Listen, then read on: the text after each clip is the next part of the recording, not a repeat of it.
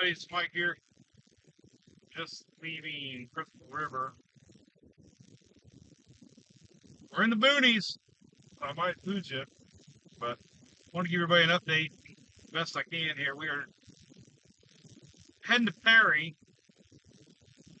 God, I feel so bad. Perry dealt with Idalia, but the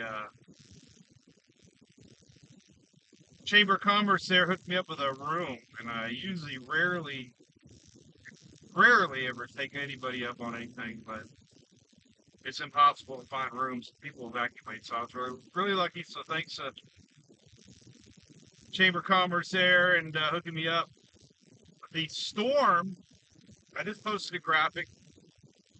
I wonder what that graphic is. It's still expected to strengthen. It's still expected to slow down. It's supposed to be 85-mile-an-hour hurricane at 2 a.m. It's supposed to be an 85-mile-an-hour hurricane at 2 p.m. after landfall.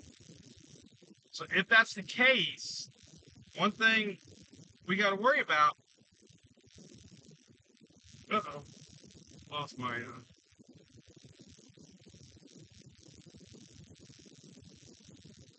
fuse here. One thing we got to worry about is strengthening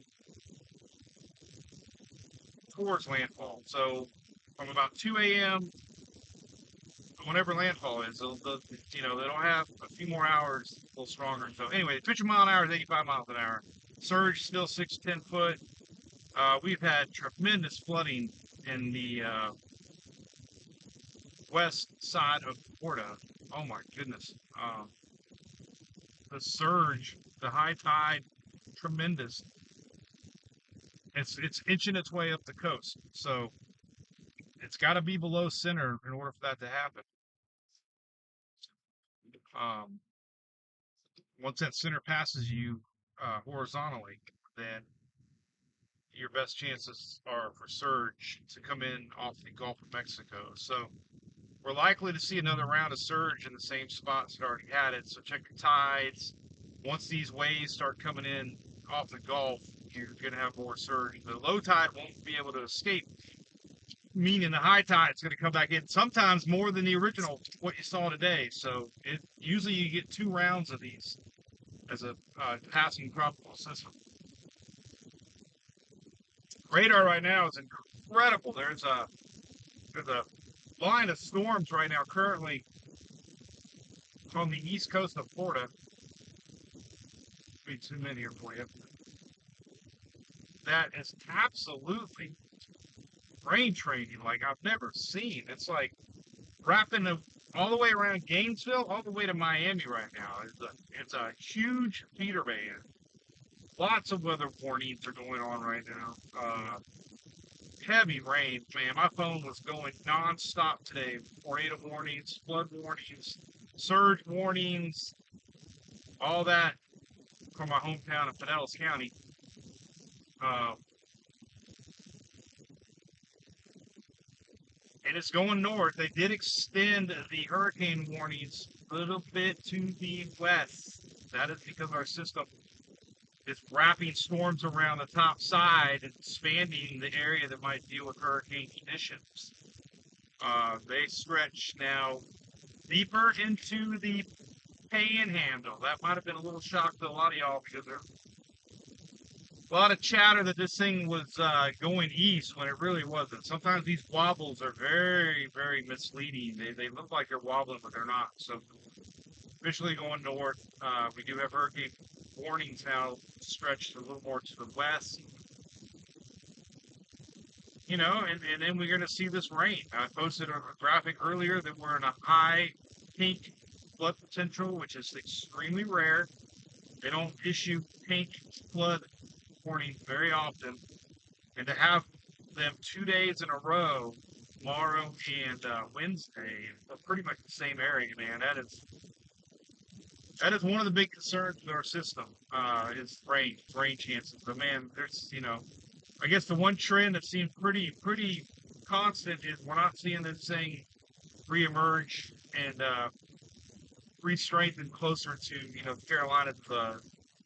And it looks Just kind of, she's a tropical storm, but it's raising the adrenaline for a lot of folks in Florida right now, right? We've got a lot of tornado warnings and heavy, heavy, heavy, heavy rain. We've had a lot of inland or coastal surge flooding from amazing. Tampa Bay now starting to see it, and it's only going to get worse in the Tampa Bay area. We got another tide, high tide fixing to roll in later on tonight. So we're going to see another round of this, unfortunately. Now, these feeder bands are going to last through tomorrow for the Florida Peninsula, and you're going to see these on radar. You're going to see a lot more sunshine tomorrow in the middle part of Florida now, southward, but you're also going to see rounds of these feeder bands, and they can produce tornado warnings.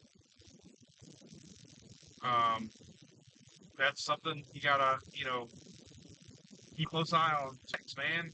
It's every storm's a little different. So the big question mark concern is still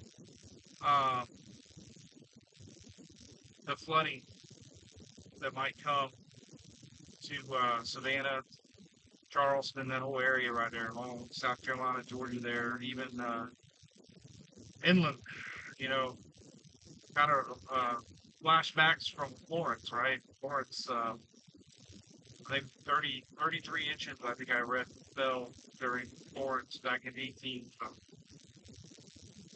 Sometimes that is the bigger story, believe it or not. But we do have tropical storm warnings now up in Georgia, and deep into Georgia, I might add. We have hurricane warnings in Georgia right now. That's what's so deceiving about this. We don't have the new National Hurricane Center map yet. I cannot wait for this new National Hurricane Center map. The new National Hurricane Center map is going to have inland watches and warnings. Right now, you have to look everywhere. Weather Channel has them right now currently, and like I said, we got several counties in Georgia now with hurricane warnings.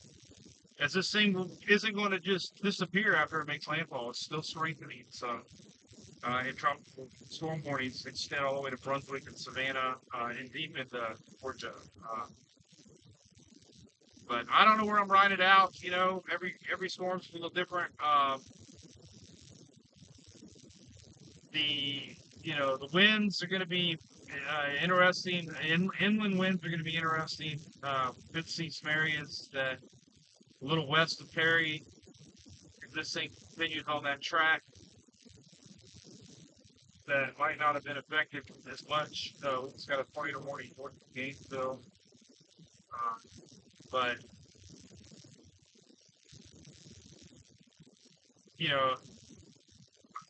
I think the fact this one's strengthening on impact, if it does, and some of the satellite, it's sneaky looking like it's trying to develop an eye.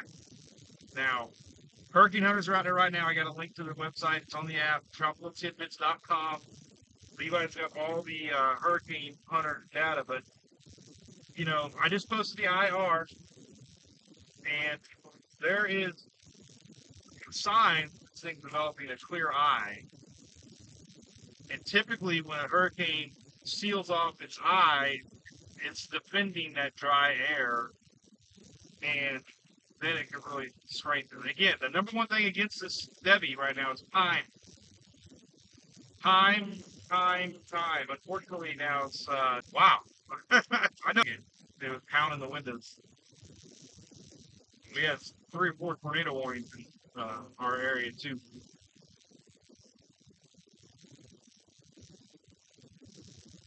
But anyway, we had a funny story. I ran into Reed Timmer. If you're watching his feed, we ran across each other on US 19 in Pasco County. Funny story. I thought some guy was messing with me. I thought he was some crazy fan, and I was like, "What's this guy doing?" Then he pulled up next to me. I'm like, "This is very awkward." I'm like, "This is really weird." And then I looked, it was Reed Timmer. So we had a good laugh about that. And then I'm sitting at Crackers. That's where I was eating at. Crackers, great full spot, Crystal River, man. I had to peel and eat shrimp. No injuries. And guess who pulled up next to me? Brandon and Jonathan from Weather Chasing. So we had, I went back inside with them and we hung out for a little while they had dinner, and I just kind of hung out. So, man, what a small world. Two of the biggest chasers in the weather world, right?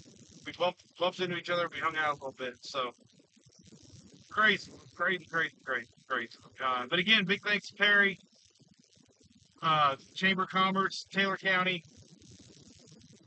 They got me a room. This will be one of the first times I actually get to sleep in a bed. Usually, I don't get to sleep in a bed. Her name's Dawn, by the way. I won't give her last name, but thank you, Dawn. Still got signal. Well, we have some signal here. We're in the boonies, but we're by the seashell. Yeah, that's about the 20th time I've been on this road in the last 6 months, man, or a year. We had Idalia, we had the tornadoes, softball, Panama City, Gulf Coast Jam, softball.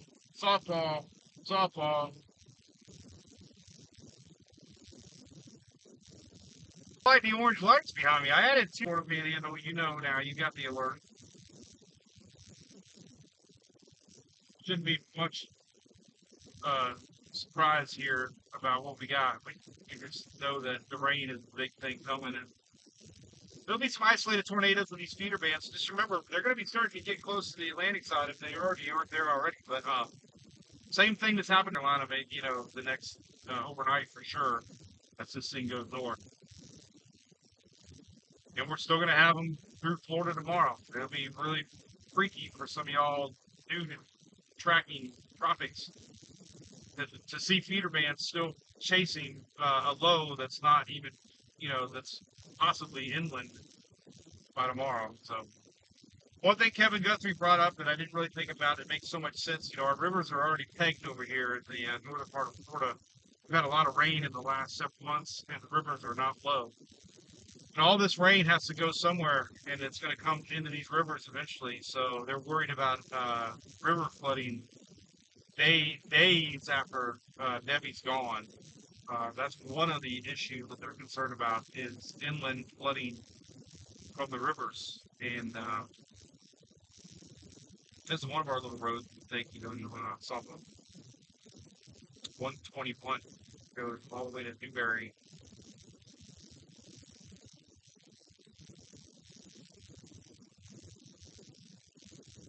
Blew a fuse. I gotta fix my fuse.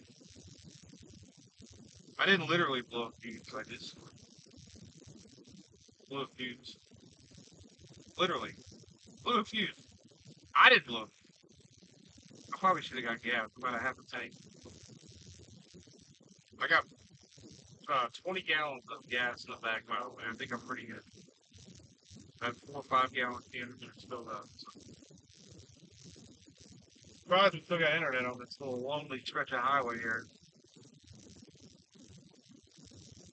All kinds of flood advice going up from the state of Florida right now. Lots of rain, tremendous amount of rain.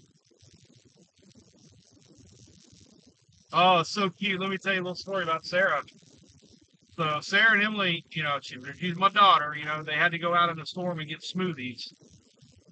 But Sarah, when I called Julie just now, I heard her in the background. Dad, I was in a hurricane. That's so awesome. She's always pointing out weather to me. Like, Dad, look. Every time she sees a cloud, she'll point and give me another big cloud over there. And she actually said she was in a hurricane. So in her world, they were in a hurricane. They were in a tropical storm. And, if anything, it's going to maybe tick a little west of Perry. But, we know how these things like to hook. And the power map. That's the Furman power outage map. Oh, but I'm losing signal. That's all right. Well, might be time to think about it. Anyway, new on the chase is live power outages on the big screen.